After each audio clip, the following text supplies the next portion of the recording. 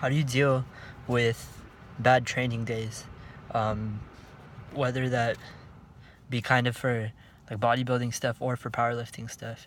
Um, I think a perspective that helps me kind of is to think of it as like a drop in the bucket, and that I mean, your one workout, if it's not a good day, maybe you don't hit the numbers that you do, or you don't get to quite like lift as much, or you just feel kind of sluggish or crappy, and your workout doesn't go as planned.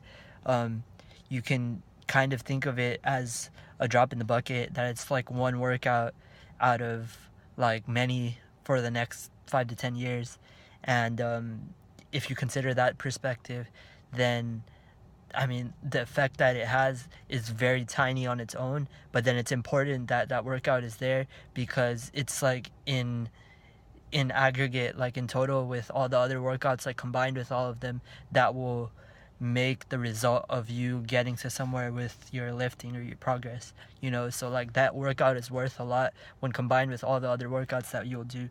But if that one workout goes bad, then it's kind of not so bad, um, because you just keep the long-term perspective. You have a long-term goal. So when a workout goes bad, you can try to kind of figure out what went wrong with it. Did you not recover enough? Did you get the right amount of sleep? Did you maybe sleep less the night before? Did you go out drinking? Did you um, eat healthy? Did you eat enough calories? Um, and different variables like that. So to a degree, you can test it. If you have like training partners, or if you have a coach, they can give you outside perspectives, and they can kind of observe you and tell you things that you might not have recognized or seen. So that can help a lot. But then other than that, a lot of it still is just kind of guesswork. Like, you can kind of just focus on getting better over time.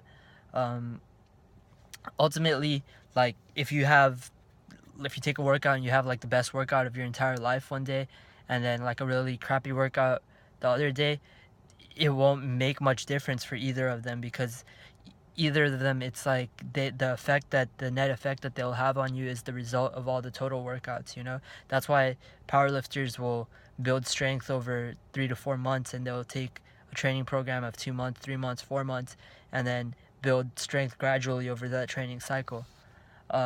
That's why, I don't know, it's kind of important to not be too bummed when you have a bad workout. I feel like there are people that like really like to beat themselves up about it, or feel horrible, and or feel frustrated. But I was never that type. I feel like you never should be, unless it's like really consistently, like for months, you're having bad workouts. If you keep showing up and you're just patient, you get better over time, and you just have the goal. I think an important goal to have is to not fall off the extreme. So not do too much where like you get injured, or too little where you're not training at all. If you're somewhere in that middle and you be consistent, you can go a long way just by showing up and putting your work in. Um, and just the other thing is that, yeah, sometimes with like what went wrong with your workout, sometimes you can figure it out, but like a lot of the time you can't. Sometimes you can guess, or kind of estimate like what like variables you did correctly or not. Like, you really didn't sleep the night before, or maybe you're used to getting a certain amount of caffeine, and then for one workout you didn't. But other times it's like it might be something that you haven't thought about or considered, and it can be tricky. So that's just something to consider. Sometimes sometimes you don't. A rule that I've heard before that sort of works is that it was like, fuck, I don't remember what the exact rule was, but it was like kind of like a 20, like 40 40 40 or something like that. Like, no, fuck, I don't remember what it was called, but basically it was like some of your workouts will be, no, I think it was like 40 40 20 maybe, that like some of your workouts will be like okay, and then some will be good, and then some will be like great, and some will be shit, or something like that. But truly, like, most of them will be somewhere in the middle. Some will be really amazing, some will be really crappy.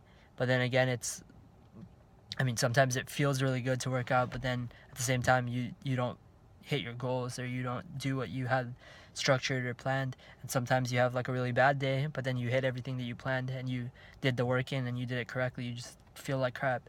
So like, that kind of is what it is too. And some days are like that, other days are better.